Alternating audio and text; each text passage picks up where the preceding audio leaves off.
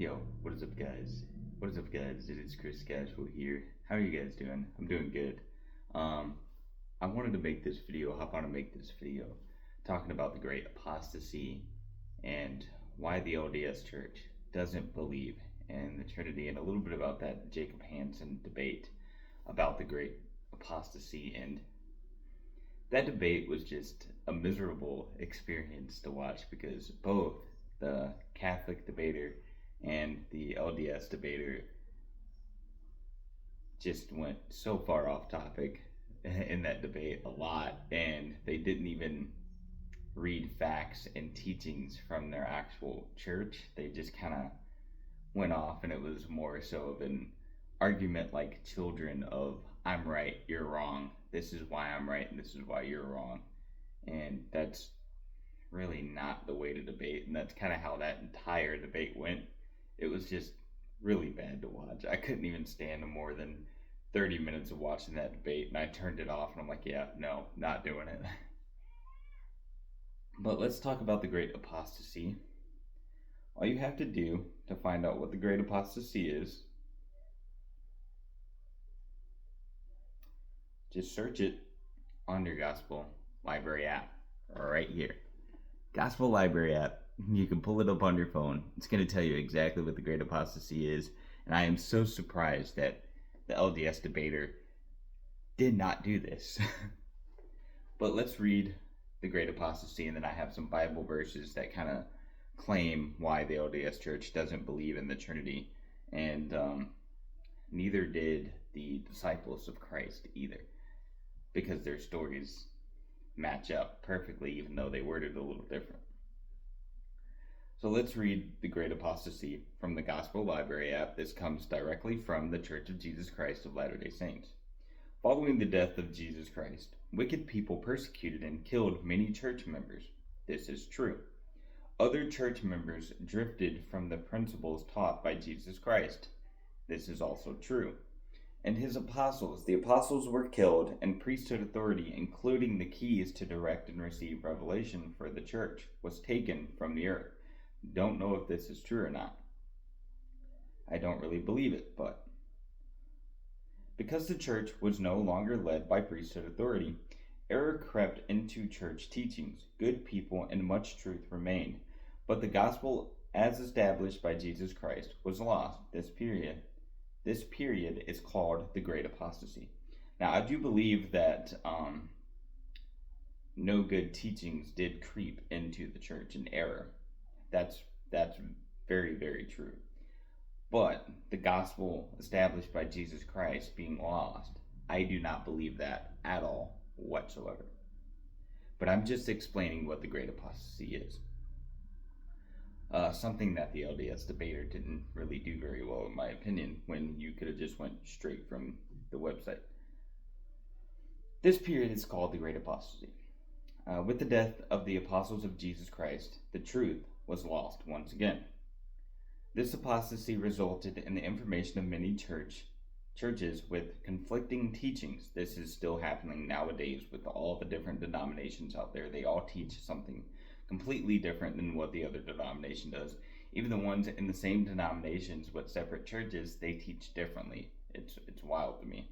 But the LDS Church, their teachings are consistent all the way through the 1800s when the church was established.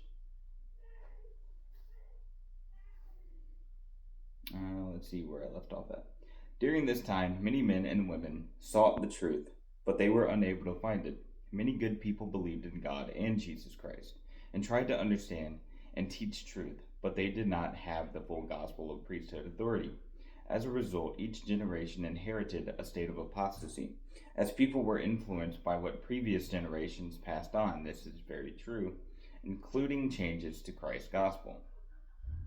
God knew there would be an apostasy through the Old Testament prophet.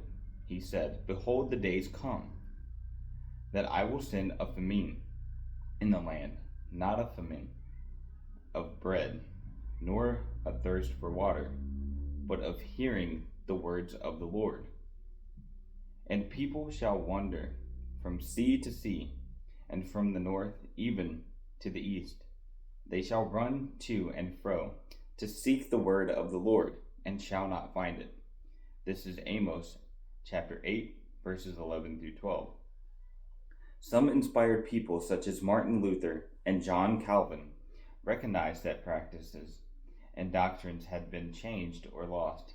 They tried to reform the churches to which they belonged without priesthood authority. However, Christ's gospel could not be returned to its original form.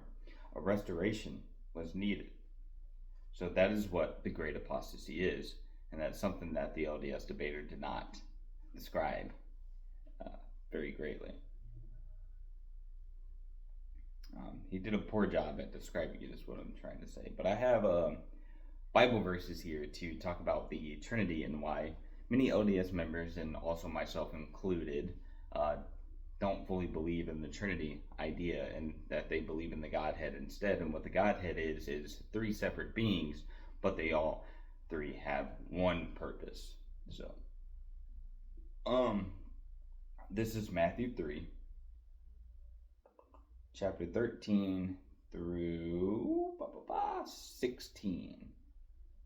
So, Matthew chapter 3, verse 13 through 16. This is when Jesus is getting baptized, and all these verses are except for when we get to Acts. Then cometh Jesus from Galilee to Jordan unto John to be baptized of him. But John forbade him, saying, I have need to be baptized of thee, and comest thou to me? And Jesus answering said unto him, Suffer it to be so now, for thus it becometh us to fulfill all righteousness. Then he suffered him. And Jesus, when he was baptized, went straightway out of the water. And lo, the heavens were opened unto him. And he saw the Spirit of God descended like a dove, and lightning upon him. And lo, a voice from heaven, saying, This is my beloved Son, in whom I am well pleased. He didn't say, This is me, whom I am well pleased. He said, This is my beloved Son, who I'm well pleased.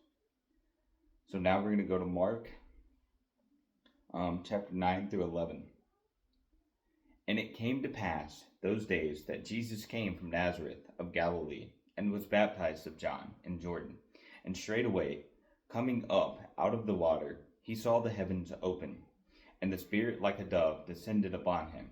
And there came a voice from heaven, saying, Thou art my beloved Son, in whom I am well pleased.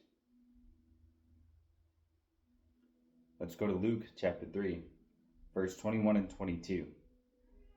Now when all the people were baptized, it came to pass that Jesus also being baptized, and praying, the heaven was open, and the Holy Ghost descended in a bodily shape, like a dove, upon him.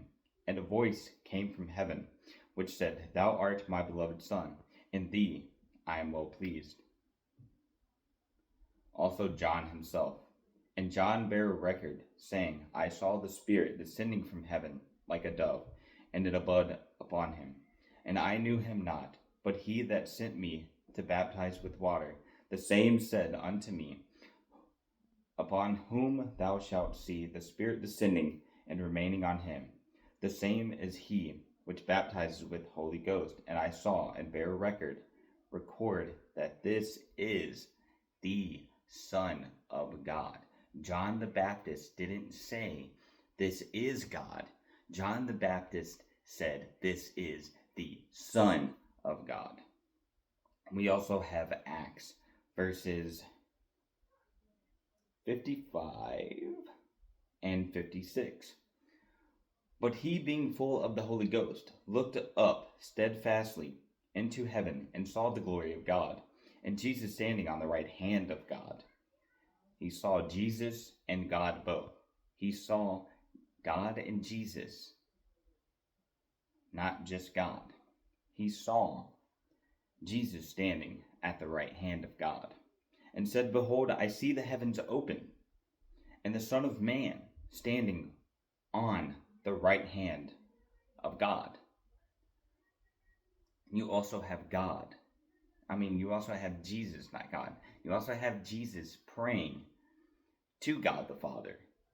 Why would Jesus need to pray to himself if he is God? Jesus is God because he's God's Son, but he's not God the Father. Jesus is not the Father. That is God. Or else Jesus wouldn't be praying to the Father. See how it doesn't make sense for Jesus to be praying to himself? It doesn't make any sense whatsoever. Also, when he was on the cross, he said, "Why did you forsake me?" Why would he be saying that to himself? It just doesn't make any sense whatsoever for Jesus to ask himself why he forsaked himself. You see where the logic kind of just goes away? The logic goes right out the window.